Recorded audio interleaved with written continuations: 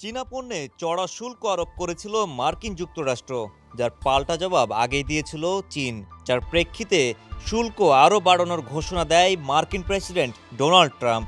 এবার এরও জবাব দিল চীন। নতুন করে মার্কিন পণ্যের শুল্ক বাড়িয়ে 125% করেছে চীন। সবশেষ চীনের ওপর 145% শুল্ক আরোপ করে যুক্তরাষ্ট্র, যার জবাবে শুক্রবার চীনের অর্থমন্ত্রী নতুন করে যুক্তরাষ্ট্রের আমদানি পণ্যের ওপর 125% শুল্ক আরোপের ঘোষণা দিয়েছেন। আগামীকাল শনিবার থেকে এ শুল্ক কার্যকর হওয়ার কথা রয়েছে। এর আগে গত বুধবার মার্কিন পণ্যের ওপর 84% শুল্ক আরোপ করেছিল চীন।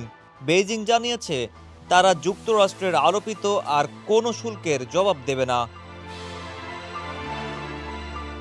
ডোনাল্ড ট্রাম্প প্রশাসন আগ্রাসী শুল্ক নীতি ঘোষণার পর থেকে চীনের সঙ্গে যুক্তরাষ্ট্রের বাণিজ্য যুদ্ধ চলছে।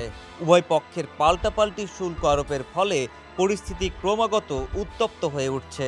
এর মধ্যে নতুন করে মার্কিন পণ্যে শুল্ক আরোপের ঘোষণা দিল চীন।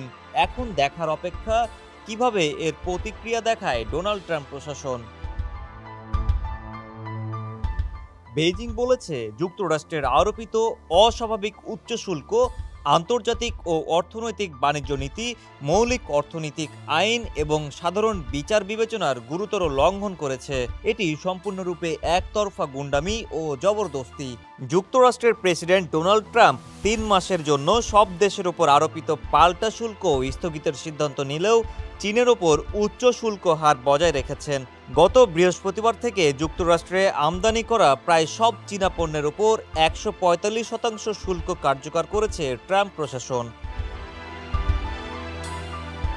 যুক্তরাষ্ট্রের হিসাবে 2024 সালে চীন ও যুক্তরাষ্ট্রের মধ্যে $582.4 বিলিয়ন বাণিজ্য হয়েছিল।